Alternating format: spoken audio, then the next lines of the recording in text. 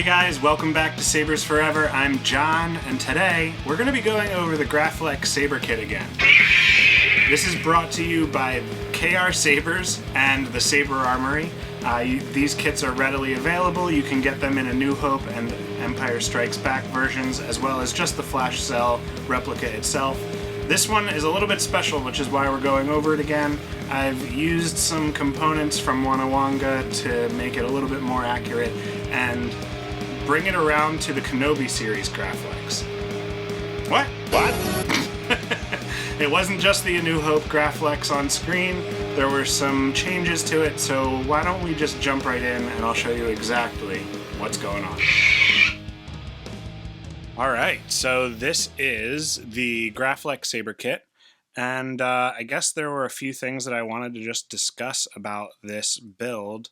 It's not crazy different from a New Hope version, but obviously the covertech wheel and then the lack of a D-ring and the Graflex stamping is obviously a big difference. So I'm going to throw up some photos right now, and these were found on the RPF. I was made aware of this build by Jason over at New Hope Workshop, who is the true Graflex fanatic.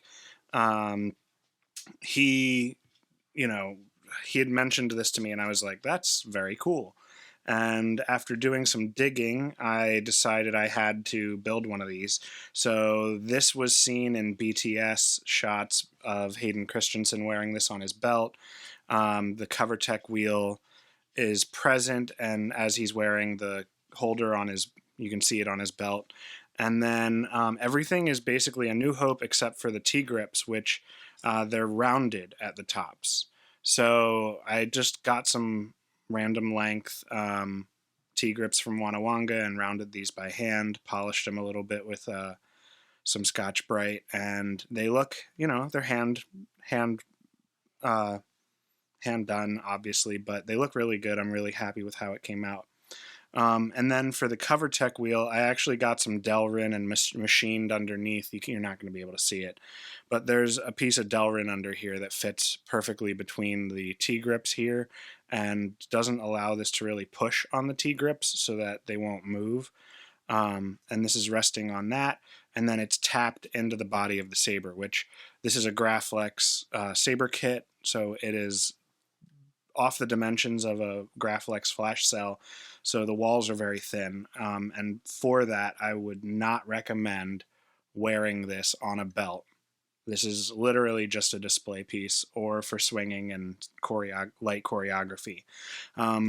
The covertech and Delrin are all E6000 together onto the body as well, and then all of the T-grips are E6000 on, so all epoxy.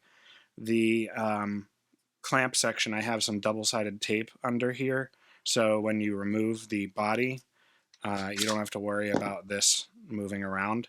It can move, that's why I use double-sided tape, but it doesn't, so when you're not trying to move it. The bottom just comes off like any normal Graflex, and I had a piece of brass that was chrome plated left over from a TFA build, or I'm sorry, a Rise of Skywalker build. So there were vented caps and the unvented cap, and I used the unvented cap and brought it down to size so that the venting on the Graflex Saber kit could fit. And then this is just double stick taped on, but it is on there, like you can't take it off. The Saber is installed with an Eco chassis. It has a Proffi V3. It has an 18650 high amp killswitch, 31mm speaker, a stock CustomWorks V4 blade connector, 2 tactile switches, which your power is under the red button and your auxiliary is under the little greebly right here.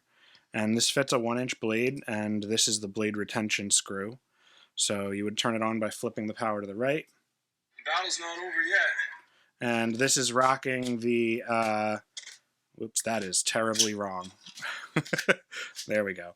This is rocking the Ahsoka series Anakin Virgin Scatter light side. which, if you can't tell, this saber is just insanely loud. I don't know if the editing that I do is going to have that come across, but it is stupid loud.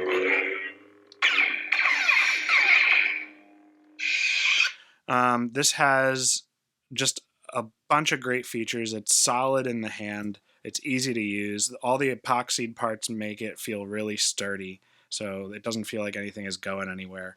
And as you can see, just access to the inside is very, very simple. You can turn it off and on, and charging is real easy as well. You actually don't have to remove the grip. You can just get like a flathead and pull this down, and then there you go. So positive side goes towards the kill switch every time, and you'll be good. There's hope for you yet. There's hope for you yet. So anyways, I hope you enjoyed this. It's going to be on my ready to ship section. And for those that are interested, you know, if you have any questions, just let me know. I'm happy to answer them. And this is honestly, like, I almost don't want to get rid of it, but I got to make money. So, yeah, that's not really an option for me. Good luck, and may the force be with you, and let's just wrap up the video here. Alright guys, that does it for this video. If you like what you see and you want to see more, make sure to like and subscribe to see more awesome sabers just like this. As you know, I'm not exclusively installing sabers, but I do a lot of blasters as well. If you're looking for any commission work, you can find all of that on my website at sabersforever.com. I've got ready to ship section, which this will be there momentarily after the video has uploaded, so at the time of viewing this, this should be on the website, and it is first come, first serve. There are blaster commissions and all kinds of stuff, so just take a look, and if you have any questions or you don't see an install that you're looking for, you can always reach out to me at john@sabersforever.com, and I'd be happy to answer any inquiries that you have so that you know exactly what you're getting yourself into. Anyways, that does it for this video, so until the next time, may the force be with you.